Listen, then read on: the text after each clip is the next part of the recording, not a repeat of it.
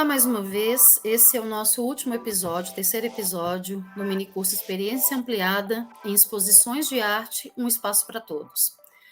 Eu sou Flávia Salvador, sou artista visual e educadora da Casa Fiat de Cultura, e hoje estou acompanhada pelo Luiz Alberto, que é o nosso intérprete de Libras. Eu vou fazer minha autodescrição e depois vou descrever o Luiz.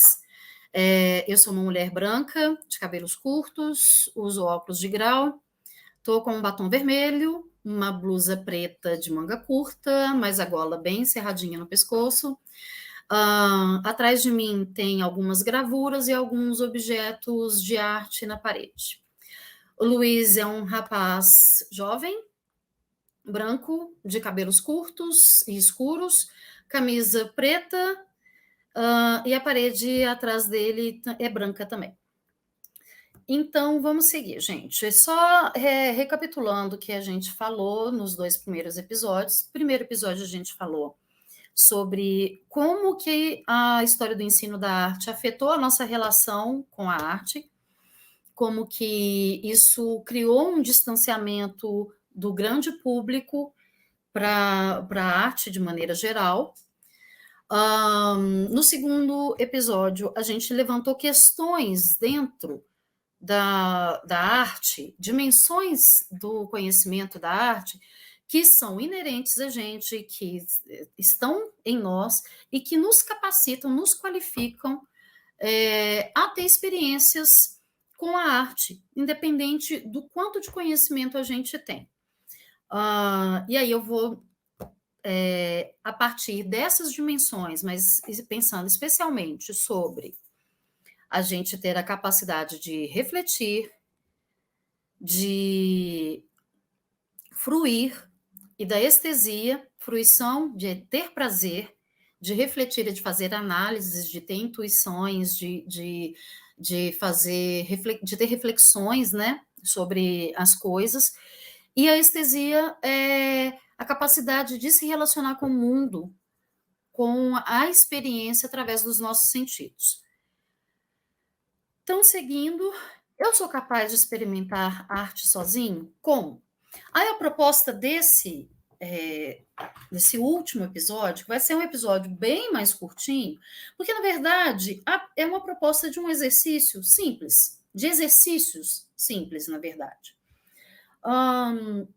E eu vou começar pensando, propondo, fazendo a gente pensar o seguinte: o que me distancia de entrar num espaço museal? Por que eu olho e falo assim, gente, eu não consigo entender nada disso, isso não é para mim. A primeira coisa é isso, vamos quebrar isso. Isso não é para mim, porque, como eu falei no outro episódio, o ser humano nasce com a capacidade de se relacionar com o mundo, essa capacidade de se relacionar com a dimensão estética, ela é inerente ao ser humano.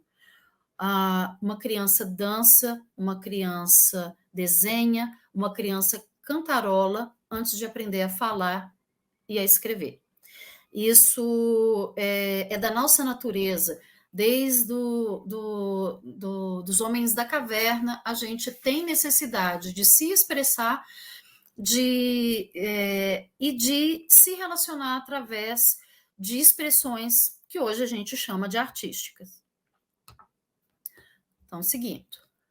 Aí vamos começar pensando um pouco na nossa relação com cor, forma e composição. Eu quis pegar uma obra que é assim muito simples, entre aspas,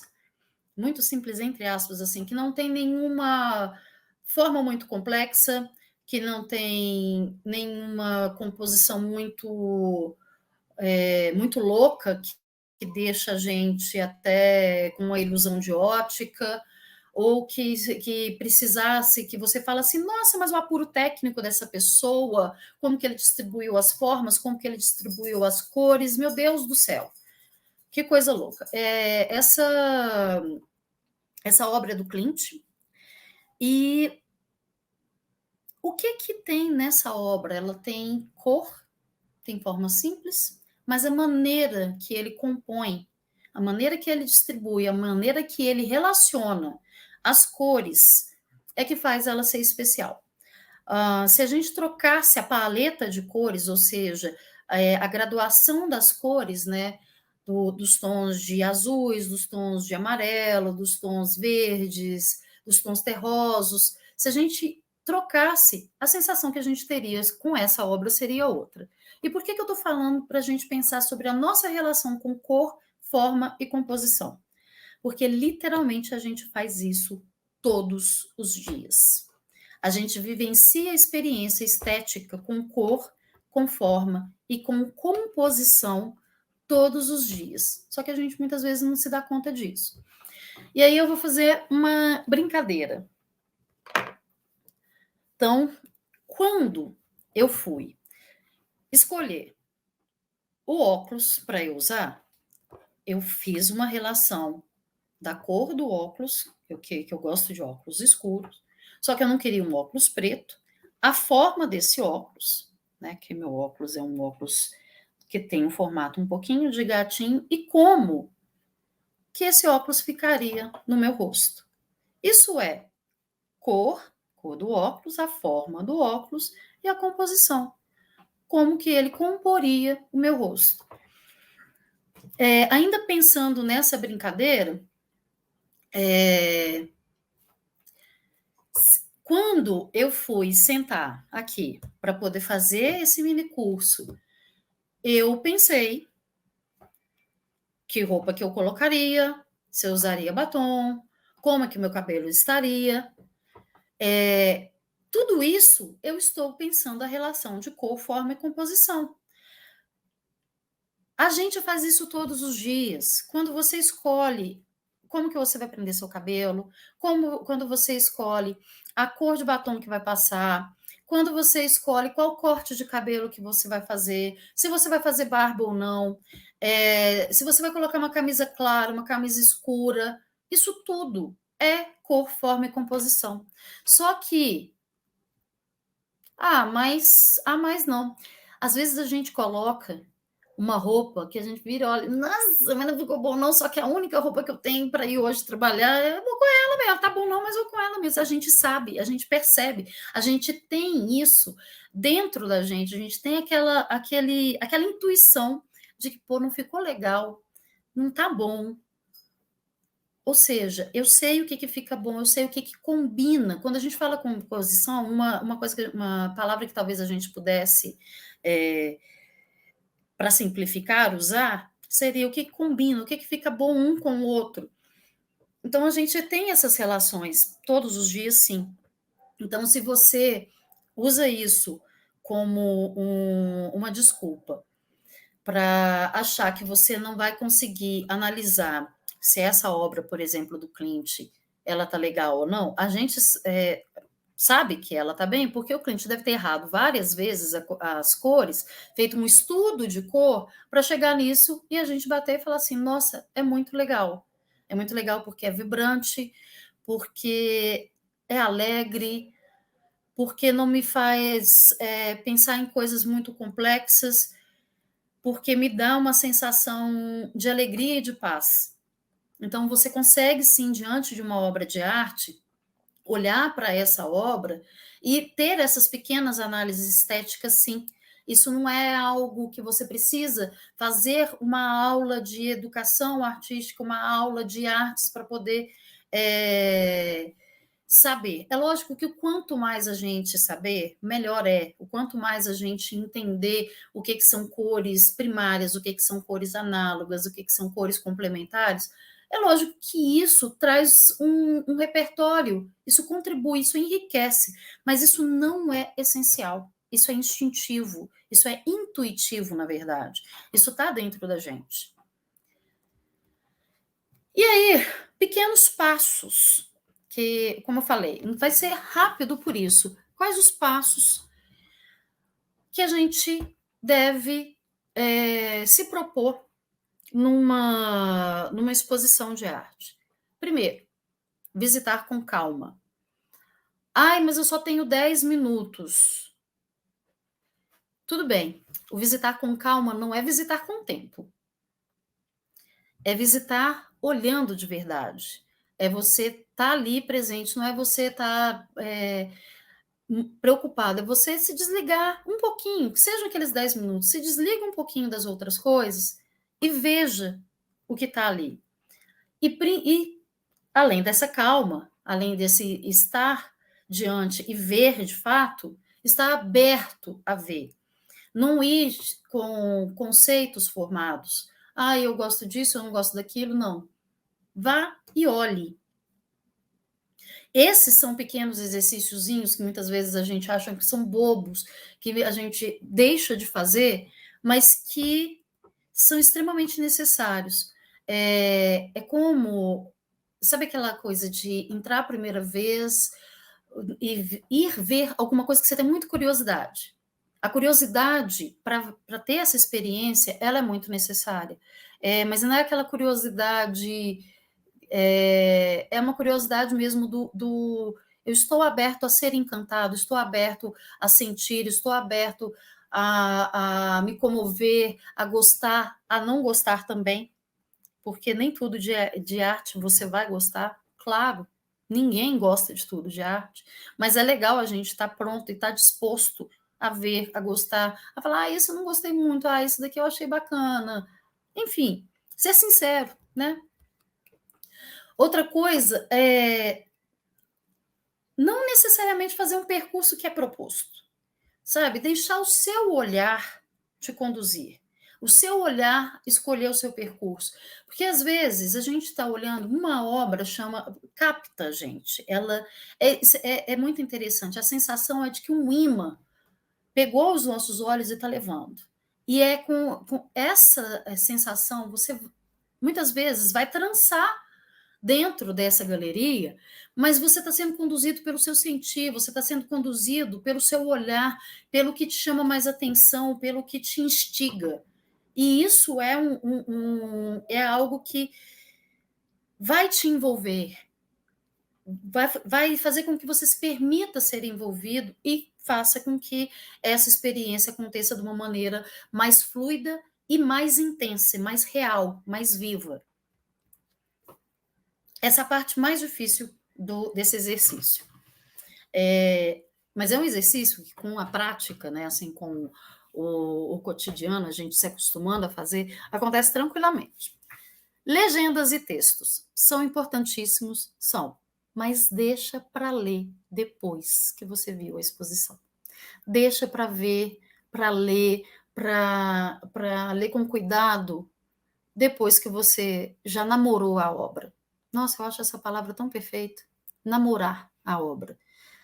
Quando a gente começa a namorar com uma pessoa, a gente costuma ficar prestando atenção nos detalhes para ver se encanta, se o primeiro encanto, né, aquele imã lá que eu falei que a obra puxou o olho, né, se aquele primeiro encanto vai permanecer ou não, né, se vai continuar interessado. Então é isso, namore a obra. Depois vá para as legendas, porque essas informações, as informações da legenda e dos textos curatoriais, enfim, dos textos de parede, como a gente costuma chamar, às vezes ela pode direcionar a sua interpretação. E eu cansei de ver artista achando a interpretação de uma pessoa que era completamente diferente da interpretação que ele próprio, o próprio autor da obra, tinha sobre a obra, de achar que uma interpretação diferente era riquíssima e ficar absolutamente encantado com essa interpretação. Não existe interpretação certa e errada. A obra, a partir do momento que ela está pendurada, que ela está aberta ao público, ela deixa de ser, ela deixa de pertencer, de ter o seu todo pertencente ao autor, ao museu, ou seja lá quem for. Ela passa a ser dos espectadores. E muitas vezes a finalização, a conclusão dessa obra, que é a interpretação, que é o que sentiu, ela vai acontecer só no espectador. Ela não tem como você direcionar, você dizer como que deve ser. Direcionar a interpretação pode acontecer caso a gente receba informações de outras pessoas, alguma coisa. Então, o quanto a gente conseguir evitar esse direcionamento é gostoso. É gostoso para a gente ter uma experiência absolutamente genuína e pessoal e exclusiva nossa.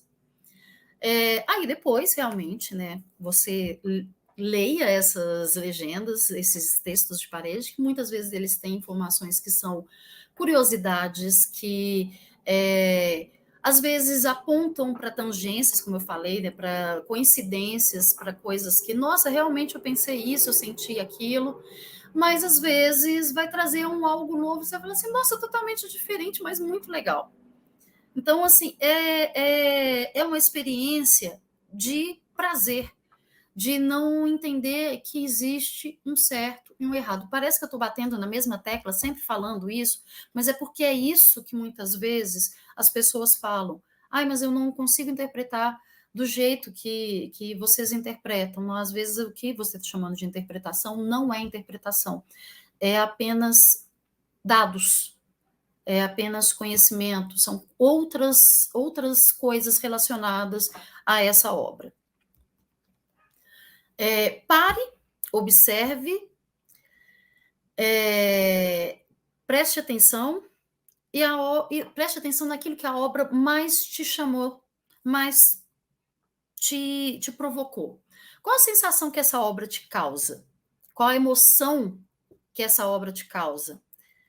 É uma emoção boa ou é uma emoção ruim? Por quê? O que você gosta e o que você não gosta nessa obra. Por quê também? Então, assim, nesse momento é você começar a se perguntar, a você olhar para essa obra e ficar assim, tá, eu gosto das cores. Aí eu tô pensando lá na obra de Klimt. Eu gosto das cores. Qual que é a sensação que ela me causa? Uma sensação de alegria. Qual a emoção que ela me desperta? Nossa, de leveza. É uma obra boa? Para mim, sim. Ou ruim? Para mim, sim. Você gosta dela ou não? Então, são perguntinhas parecem bobas, mas é uma conversa de você com você mesmo, diante daquela obra, sobre aquela obra. Mais uma vez, se faça pergunta sobre a obra. O que o autor estava querendo dizer? Às vezes ele não estava querendo dizer, né? Às vezes ele estava só querendo provocar. Às vezes ele estava só querendo provocar uma sensação. Mas aí, por que o autor, por que o artista escolheu, vamos supor aqui, deixa eu pensar. Ai, sei lá, por que Monet escolheu as ninféias? O que ele estava pensando, né? Por que aquelas formas chamou a atenção dele de maneira que ele quis pintar? Será que o material que ele usou tem algum significado? Aí a gente começa a pensar em arte contemporânea, que muitas vezes aí eu estou lembrando de uma... Nossa, que pena, eu poderia ter colocado essa imagem. De uma exposição que teve na Casa Fiat mesmo, em que tinha um emaranhado. Aí, olha só que interessante, vocês vão ter que imaginar. Vou provocando vocês de alguma maneira. Tinha um emaranhado de conduíte, ou seja, aquelas mangueiras que se passa fio por dentro. E algumas dessas mangueiras tinha na ponta uma lâmpada que estava acesa. E tinha algumas cadeiras penduradas. Esse emaranhado de conduíte estava pendurado no teto. Quando as pessoas olhavam para essa obra, elas... Primeiro, gente, olha a coisa que mais acontecia. Tipo, oi?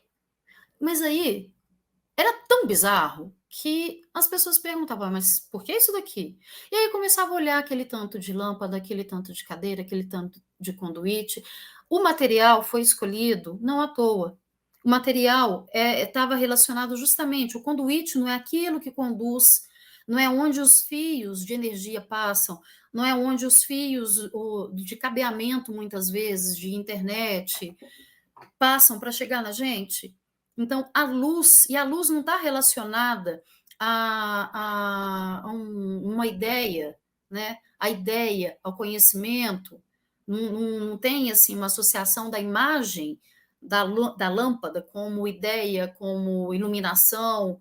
Então, o conduíte, a lâmpada, um emaranhado de conhecimento, um emaranhado de ideias e umas cadeiras penduradas, o conhecimento em suspenso e mais um conhecimento atrapalhado.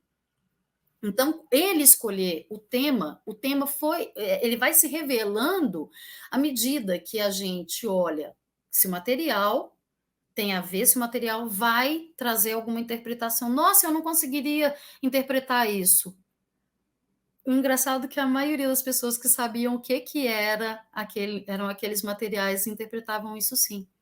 De criança pequenininha, a pessoa idosa, pessoa com pouquíssimo conhecimento de arte, que estava ali por um acaso, que tinha ido só levar a filha, porque a filha queria ver, mas não gostava de visitar, conseguiam sim. Então, é a gente se permitir interpretar as formas, o material, como que pintou, se mais rápido, mais devagar, se a luz que está sendo usada, se a organização das formas, né, se a luz que está sendo usada, ela dá uma sensação de calor, de frio, de aconchego, isso tudo está ali. A gente tem que se perguntar. As respostas para isso estão dentro da gente, dentro das experiências que a gente já teve no nosso cotidiano. Não tem nada de sensacional. Artes visuais, especialmente, né? A arte ela não é feita para ser um quebra-cabeça, um enigma que o público tem que desvendar, não. O artista ele está querendo expressar e comunicar, ele está querendo se relacionar através daquela obra com o mundo, ou seja, com as pessoas que estão no mundo. Então, continuando, sempre se pergunte como que o artista organizou as formas, se ele colocou mais bolinhas, se ele colocou mais quadradinhos, o que isso pode significar, se é simétrico um lado ou não, se dá a organização dessas formas dá uma sensação de que está caindo, dá uma sensação de instabilidade. O que está em primeiro plano, ou seja, o que parece que está mais perto de você? E essa coisa que está mais perto de você, por que será que ela está mais perto? Qual que será? Normalmente, é aquilo que o artista está querendo que você olhe primeiro. Ou talvez ele esteja dando mais importância para aquilo. E aí, o que eu falei? Como que ele trabalhou a luz? Uma luz mais quente, uma luz mais fria? Quais os elementos que estão iluminados? Tem dentro do barroco, né? O barroco tem muito essa coisa da luz e sombra, é uma experiência bem interessante a gente pegar uma obra, um livro mesmo, que fale do barroco, um livro colegial, e ver uma obra barroca e ver como que é iluminado. Porque normalmente onde a luz bate é onde que precisa ser destacado. Então, muitas vezes a luz, a maneira que o artista trabalha a luz, é porque ele quer que você preste atenção. E você percebe isso, sabe por quê? Você não precisa escutar isso de mim. Agora eu vou passar a prestar atenção na luz. Não, porque os pontos que estão iluminados são onde o seu olho vai cair. Onde o seu olho parece um imã. Seu olho vê, olha, tem uma luz aqui, tem uma luz no pé do Santo Antônio, tem uma luz na cruz de Jesus, aí falando de obras barrocas. Isso os artistas criam as obras de maneira a conduzir o olhar da gente para aquilo que eles querem que a gente veja, para produzir justamente essas sensações. Isso não. Eles é que são os grandes mestres. Não precisa vir uma pessoa explicar, porque o artista arrebata a gente com a técnica dele, colocando esses pontos de interesse, e é só a gente se permitir ir, se permitir ser conduzido pelos nossos sentidos, pelas nossas sensações, isso vai fluir naturalmente. E acho que assim, uma coisa que é essencial, né? Tente ver sem opiniões prontas. Permita-se ver além dos seus costumes, permita-se ver além dos seus valores, assim. Se de repente tem ali uma caveira, eu vou usar o exemplo do barroco de novo. O barroco tem sempre uma caveirinha, né? E hoje As pessoas, quando veem, nossa, gente, mas por que que tem uma caveira? Caveira é morte, não sei o que coisa horrível, que clima ruim. Mas não, dentro do barroco, aquilo tem um outro significado. Então, essa opinião pronta contra a caveira, muitas vezes, vai te impedir de ver o todo, de ver que tem uma caveirinha aqui, mas ele está mostrando, mas tem luz também ali na, na, na cruz, tem luz no rosto do santo. Então, de repente, ele está, não sei, ele pode estar falando do sofrimento do santo. Pode ser que seja sim, pode ser que seja não. Mas você vai ter tido a sua experiência, você vai ter se relacionado com essa obra, você vai ter sentido coisas antes. E aí depois, se você conversar com algum educador, com alguém que esteja ali na galeria, que possa te indicar uma leitura, aí você talvez chegue no que no que o autor queria dizer. Talvez possa coincidir com o que você pensou e talvez possa ser algo completamente diferente, porque tem muitas coisas também que são simbologias. A simbologia do vermelho para a gente. O vermelho pode ser a cor do sangue, e o sangue pode ser uma coisa boa ou uma coisa ruim. Mas o vermelho também é a cor, na nossa cultura, interpretada como amor. Então, deixe o que você tem de experiência da sua cultura não determinar a sua interpretação, mas ser parte daquilo que te ajuda a sentir. Ele não vai determinar o que você vai sentir, mas deixa você ir além disso. Isso contribui, isso te enriquece para poder conseguir se relacionar com a obra, mas não pode ser algo que te pare. Então, permita-se ver além dos seus costumes. Aí, depois de refletir com a obra, depois de você ter passado por onde você quis passar, de olhar, de às vezes ter feito o percurso até invertido, né? Começado do fim para o início. Aí agora você pode ler a legenda. E aí, o que que as legendas vão te trazer? O que que os textos vão te trazer? É uma outra experiência. Então, assim, as exposições de arte, elas são um complexo ou seja, é um conjunto de expografia para poder fazer você sentir, você ter um clima que te faça sentir coisas especiais, obras que te façam, que te despertem sensações, que te despertem sentimentos, e de textos que possam te trazer mais uma riqueza, de contribuir com alguma coisa a mais, mas que não são essenciais para você ter a experiência da relação com as obras. Aí tem muitas exposições que não tem legenda ou que tem uma obra, está escrito lá, só mais ou menos a técnica, né? Técnica mista, a dimensão e o ano, e sem título. É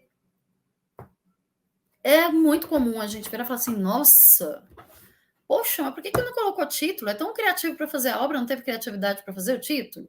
Mas é porque muitas vezes o artista não quer conduzir o seu pensamento, a sua interpretação sobre aquela obra e finalizar a sua relação com aquela obra colocando um título. Porque a sua relação, o que você sentiu, o que você viveu com aquela obra é sua. E se ele bota um título, talvez ele retire essa relação, ele mude o caminho da sua experiência com essa obra de arte. Por isso que muitas vezes não existe título.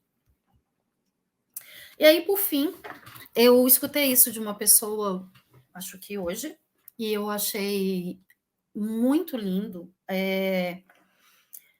porque está relacionado com uma pessoa que trabalha constantemente no meio das artes e que percebe que é necessário a gente ter o primeiro olhar sobre as obras de arte. Ele precisa da ingenuidade, ele precisa da simplicidade, da inocência mesmo, como o olhar da criança ao ver algo novo. Como eu falei, esse último episódio ele é um pouquinho mais curtinho, porque na verdade ele é uma proposta, ele é uma proposta de provocações. Que você se provoque, que você ao frequentar espaços museais, você se permita ser provocado por você mesmo, pelas obras.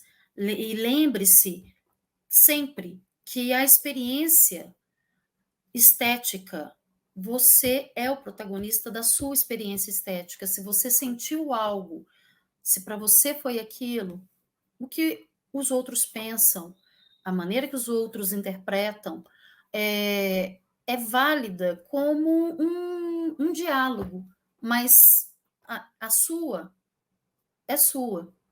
Ela não tem menos valor e nem mais valor do que a do outro. Ela é sua.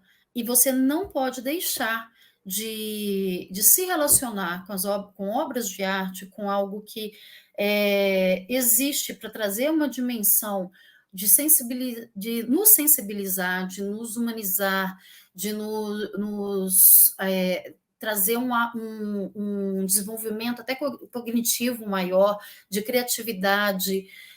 A gente não pode deixar se privar disso, porque não tem conhecimento sobre técnicas, não tem conhecimento sobre dados históricos. Não, a experiência, ela é pessoal, ela é íntima. E é assim que deve ser. Então é isso, gente. O objetivo desse mini curso é realmente simplificar, é fazer com que as pessoas entendam que é muito mais simples estar dentro de um espaço museal, visitar esses espaços e ter prazer em ver obras de arte.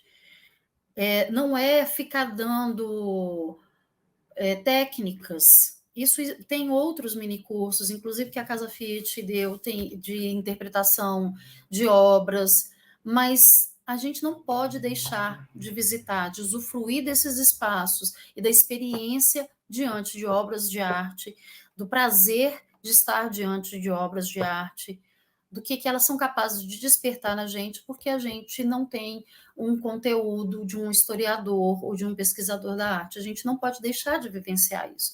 E a existência dos espaços museais é justamente para isso, para que a gente democratize o acesso a esses conteúdos no sentido a essas obras, que a gente abrevie o caminho entre o público e o artista e a sua obra. É isso, então. Agradeço muito para quem chegou até aqui. Agradeço ao Hélio, que estava comigo no primeiro episódio, e ao Luiz, que me acompanhou agora até o final. Vejo vocês nas próximas programações da Casa Fiat, e fica o convite para seguir a gente nas redes sociais e visitar o nosso YouTube, que tem muita coisa interessante para desfrutar lá, tá ok? Obrigada, até mais. Tchau, tchau.